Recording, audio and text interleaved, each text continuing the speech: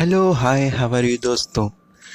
हमने पिछले वीडियो में चरक सिद्धि स्थान के पहले 6 अध्याय देखे और इस वीडियो में हम चरक सिद्धि स्थान के अगले 6 अध्याय डिस्कस करेंगे। तो चलिए आज की डिस्कशन शुरू करते हैं।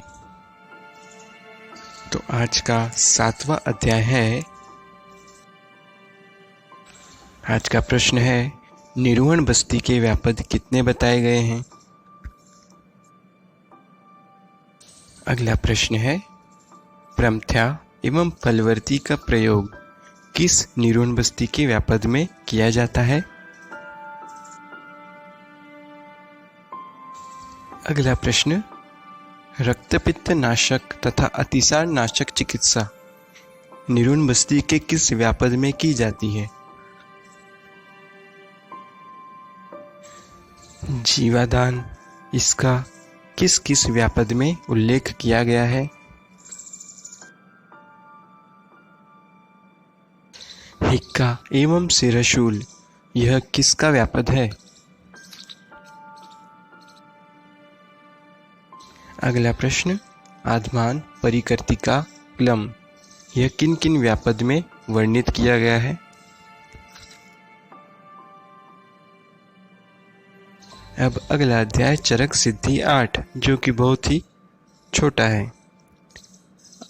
चरक सिद्धि 8 में अतिसार के कितने भेद बताए गए हैं। अगला प्रश्न, किस अतिसार में बस्ती निषिद्ध है। अब अगला अध्याय चरक सिद्धि 9।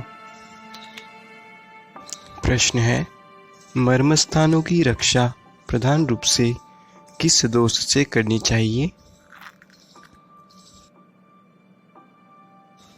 अगला प्रश्न, मर्मों की रक्षा में किस कर्म की चिकित्सा प्रधान बताई गई है। अगला प्रश्न, कपोत इव कुजेच निसंज्ञ किसके बारे में आया है।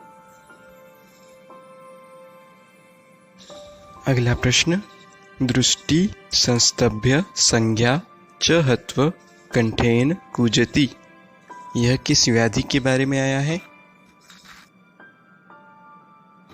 अगला प्रश्न, हृदय मुक्ते नरः स्वास्थ्यम या अति मोहम वृत्ते पुनः, यह किस व्याधि के लिए आया है। चरक के अनुसार बस्ती रोग अथवा मूत्र दोष की संख्या कितनी है। चरक के अनुसार मूत्राघात की संख्या कितनी है।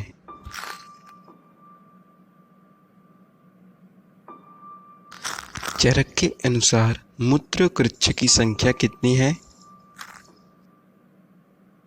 अगला प्रश्न, सरक्त मूत्र के लक्षण किन किन मूत्राघात के प्रकार में मिलता है।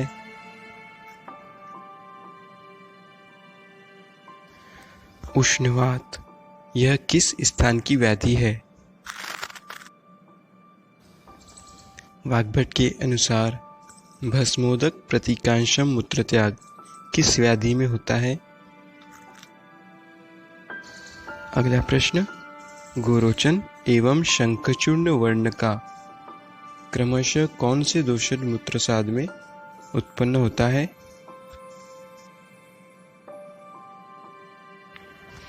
अगला प्रश्न, उत्तरबस्ती नेत्र की लंबाई चरक के अनुसार पुरुष में कितनी होती है।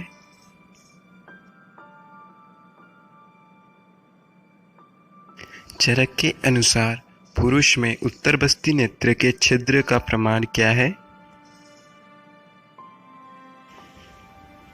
चरक के अनुसार पुरुष में उत्तरबस्ती के नेत्र में कितनी कर्णिका होती है। चरक के अनुसार पुरुष में उत्तरबस्ती में स्नेह की मात्रा कितनी होती है।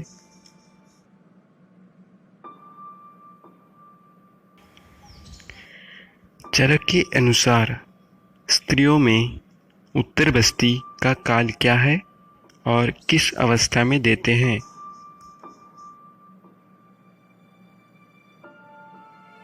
स्त्रियों में उत्तर बस्ती पुष्पनेत्री लंबाई कितने अंगुल है?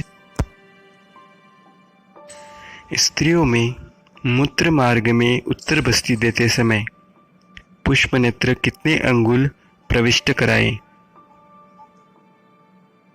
अगला प्रश्न, गाय घोड़ा हेतु बस्ती पूटक में किस पशु की बस्ती का उपयोग किया जाता है? अगला प्रश्न, पशुओं में हाथी ऊंट हेतु किस पशु की बस्ती का उपयोग किया जाता है? ऊंट में बस्ती देने के लिए बस्ती नेत्र का प्रमाण कितना अंगुल होना चाहिए? गाय घोड़ा इनमें बस्ती देने के लिए स्नेह बस्ती मात्रा कितनी होनी चाहिए? तो चलिए हम अगले अध्याय की ओर बढ़ते हैं। चरक सिद्धि 10 अध्याय में से केवल एक प्रश्न, बस्ती के भेद कितने हैं?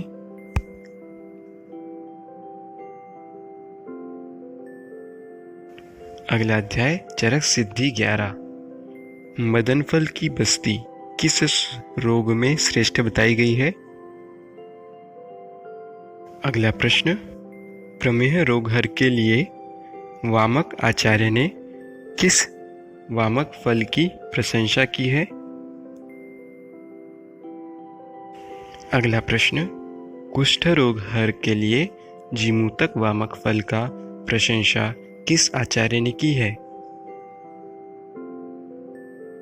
अगला प्रश्न, उदर रोग हर हेतु आचार्य काप्य ने किस वामक फल की प्रशंसा की है? अगला और चरक सिद्धि स्थान का अंतिम अध्याय, अष्टमहादोषकर भाव का वर्णन किस अध्याय में आया है? अगला प्रश्न, सर्वकालम देय बस्ती किस बस्ती के लिए आया है? तो ये रहा अगला प्रश्न, सभी ऋतुओं में देय बस्ती यह किस बस्ती के लिए आया है? अगला प्रश्न, कुल कितनी बस्तियां बताई गई है? अगला प्रश्न, यत् हि हास्ति तद अन्यत्र यन्नि हास्ति न तत्व क्वचित, यह श्लोक किस आचार्य का एवं किस अध्याय में वर्णन किया गया है? अगला प्रश्न, तंत्र युक्ति का वर्णन चरक संहिता में कहाँ पर आया हुआ है? अलग अलग आचार्यों के अनुसार तंत्र युक्ति की संख्या बताइए।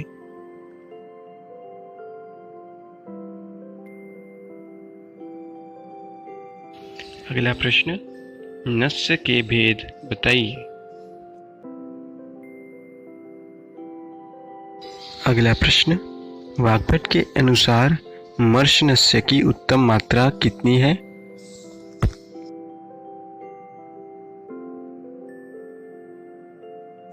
अगला और इस अध्याय का अंतिम प्रश्न,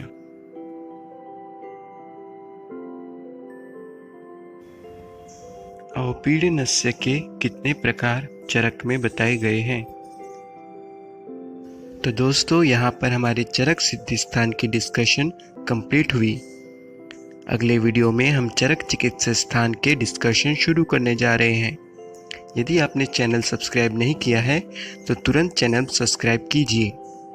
चरक चिकित्सा स्थान की रिवीजन थोड़ा अलग तरीके से करेंगे। तब तक के लिए बाय बाय।